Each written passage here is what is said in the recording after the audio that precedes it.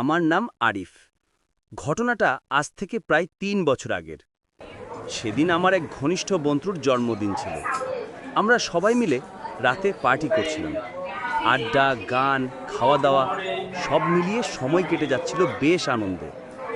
খেয়ে দিয়ে যখন ঘড়ির দিকে তাকালাম, তখন রাত প্রায় ১২টা বাজে। আমার বাড়ি অনেক দূরে। বন্ধুরা বারবার বলছিল রাত হয়ে গেছে, এখানেই থেকে যাই।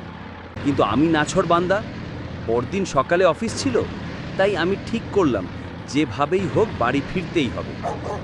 বন্ধুরা বলল শর্টকাট ধরতে। আমি আগে কখনো রাতের বেলা ওই রাস্তা দিয়ে যাইনি, তবুও ভাবলাম শর্টকাট ধরলে অন্তত আধ ঘন্টা আগে পৌঁছাতে পারব। আমি মোটর বাইক চালিয়ে অন্ধকার রাস্তায় ঢুকে পড়লাম।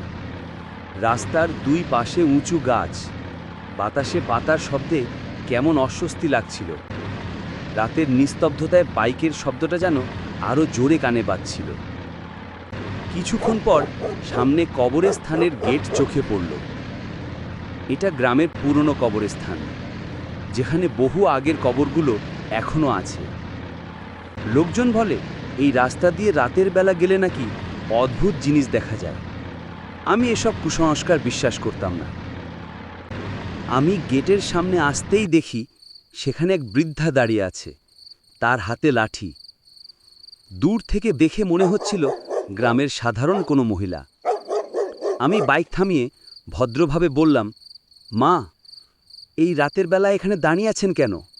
কোথায় যাবেন? বৃদ্ধা ধীরে ধীরে মাথা ঘুরিয়ে আমার দিকে তাকালো। আর তখনই বুকের ভেতর কেমন যেন হিম হয়ে গেল। তার চোখ দুটো লালচে, মুখটা একেবারে ফ্যাকাশে, ঠোঁট শুকনো। আমার প্রশ্নের জবাবে সে কাঁপা গলায় শুধু একটা কথাই বলল, আমি আমার ঘরে ফিরতে পারছি না। আমি ভয়ে কিছুটা কেঁপে গেলাম। বললাম, কোন ঘর? আপনি কোথায় যাবেন? কিন্তু মহিলা কোনো উত্তর দিল না। পরক্ষণেই প্রবল ঝড়ের মতো একটা বাতাস বইতে শুরু করল। বালি আর ধুলো চোখের মুখে এসে লাগছিল। আমি চোখটা ঢাকতে না ঢাকতেই বৃদ্ধা মহিলা হঠাৎ সেখান থেকে একেবারে অদৃশ্য হয়ে গেল। আমি অবাক হয়ে গেলাম, ভাবলাম হয়তো চোখের ভুল। তাড়াতাড়ি বাইক স্টার্ট করে বাড়ির দিকে ছুটলাম। রাত তখন প্রায় 1টা বেজে গেছে। আমি বাড়িতে পৌঁছে দরজা খুললাম। ভীষণ ভয় পাচ্ছিলাম, তাই সোজা ভেতরে ঢুকে দরজা লাগিয়ে দিলাম। ড্রয়িং রুমের লাইট জ্বালাতেই ভয়ে রক্ত হিম হয়ে গেল। আমার চোখ বিশ্বাস করতে চাইছিল না। সোফায় বসে আছে সেই একই বৃদ্ধা মহিলা, যার চোখ লালচে, মুখটা ফ্যাকাশে, ঠোঁট শুকনো।